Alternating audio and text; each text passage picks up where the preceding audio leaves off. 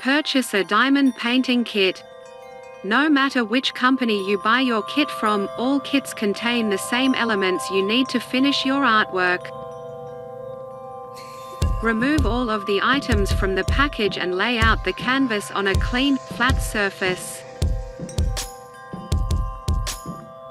Peel back part of the plastic covering on the canvas and choose a color. On the canvas you will notice a printed chart with your diamonds that are labeled with a number corresponding to a symbol.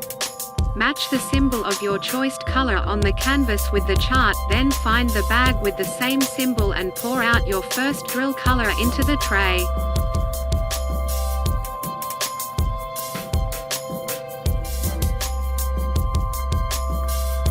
Take the applicator tool and dip the tip into the gel or wax that came with your kit. Then carefully press the diamond onto its corresponding symbol on the canvas. Work one color at a time and repeat the process until you are done. Once your work is finished, you can frame the canvas to hang up in your home.